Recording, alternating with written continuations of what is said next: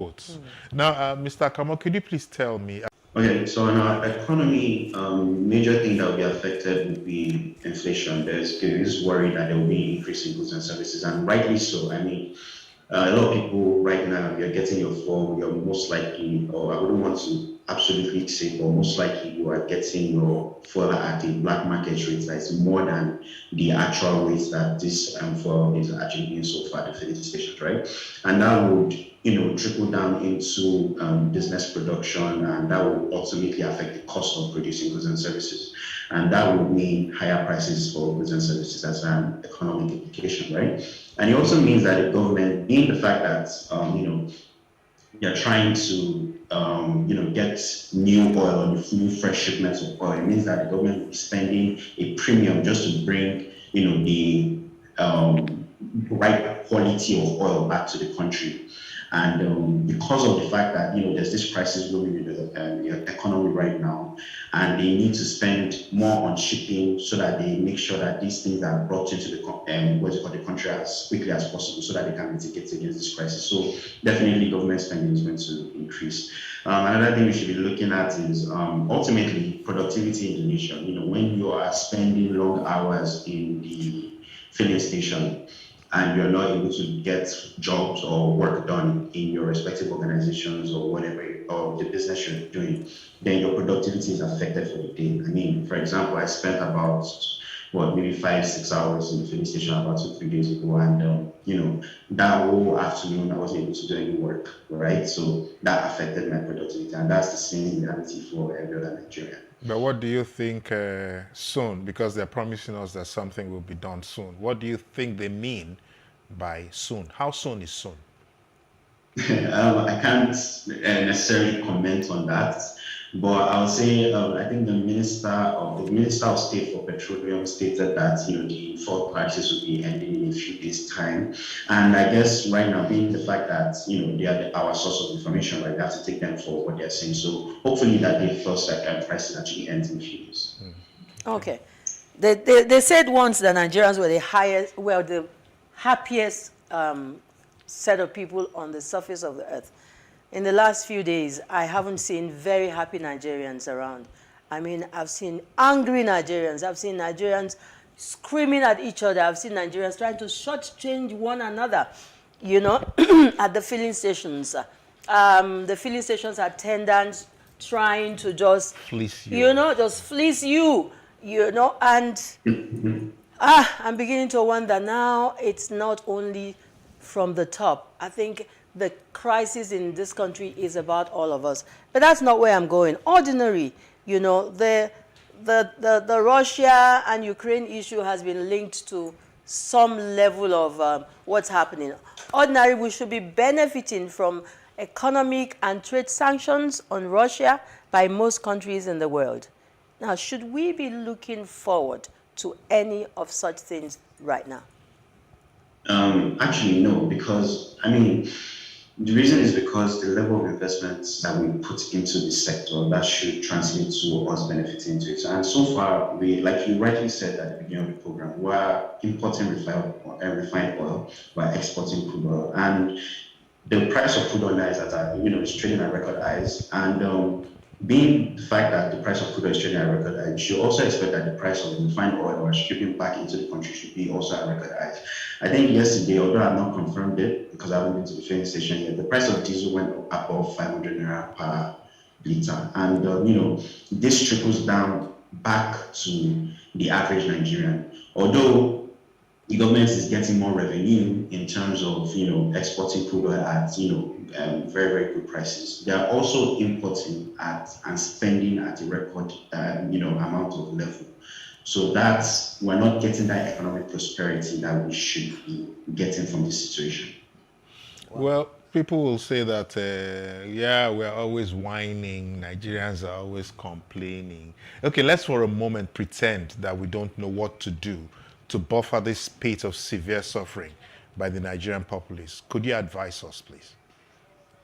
Right now, we're currently ruled by the government of the day, right? And these situations happen because, like I mentioned, the methanol check needs to be done properly. A methodology check should have been a standard, and the MMPC said they were not checking for it. So it boils down to the competencies of people in offices, and making sure that we put the right people in place of power to lead us. So on this, I'll just say everybody should go get their PVC and vote for the candidate they feel that can do the job.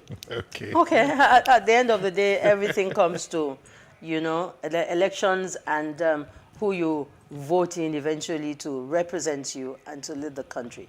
But let's take a break right about now, Mr. Kamo. And when we return from this break, we will have more areas to touch. Please don't go away. Right. We'll take a quick break right now.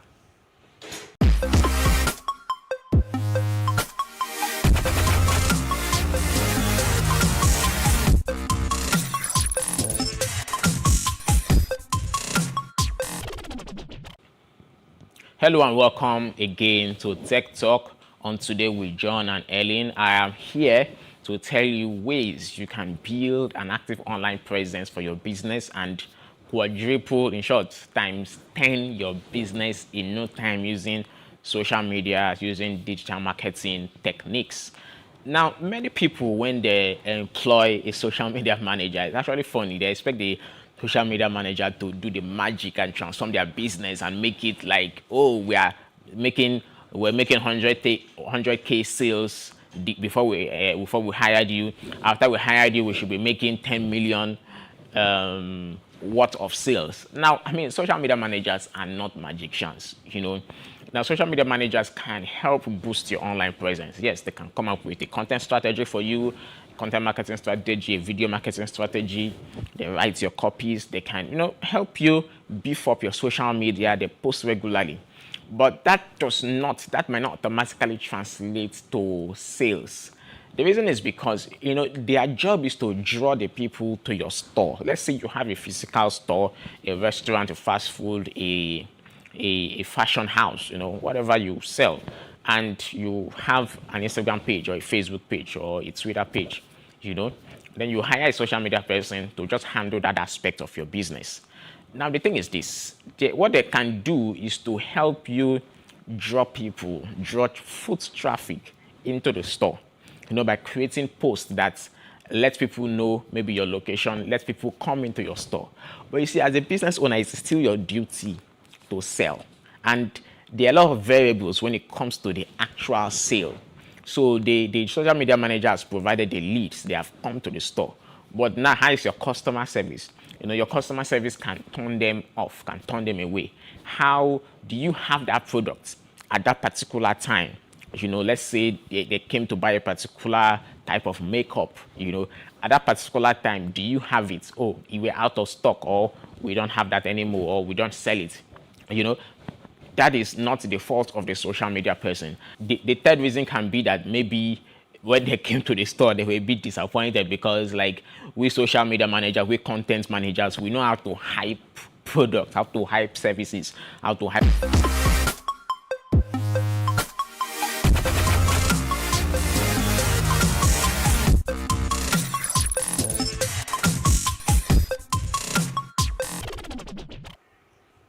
Okay, our life is taken over by tech, and that was Emmanuel Atta taking us to the tech world. Thank you so much, Emmanuel. We're in a And also, we need to consider the fact that an empty tank can then walk into the filling station and leave the filling station within 5 minutes. That's just what happens. Yeah.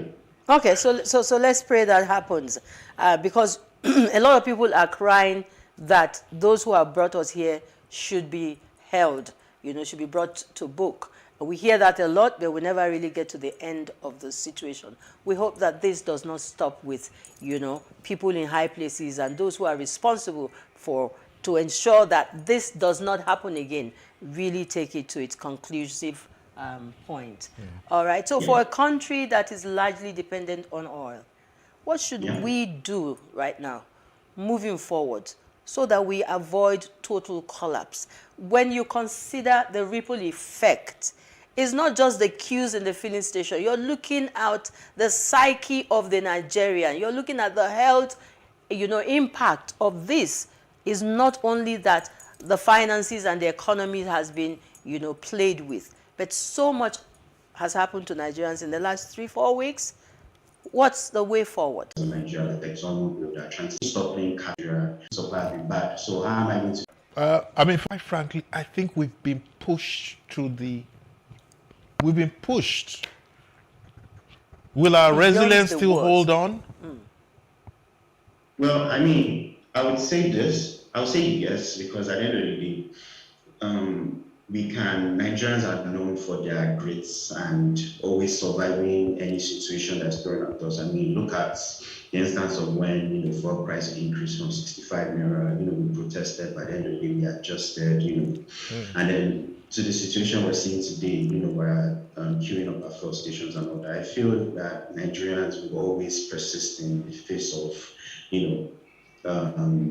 economic turmoil, right? And but I would say this: the government has a role to play, and the persistence is only limited to the enabling environment the government has provided for Nigerians to do business and to actually and grow wealth. So Nigeria's persistence, the persistence you're talking about, is only dependent on the enabling environment the government has actually provided. So is the government providing enabling environments to Nigerians to do business? That's the question.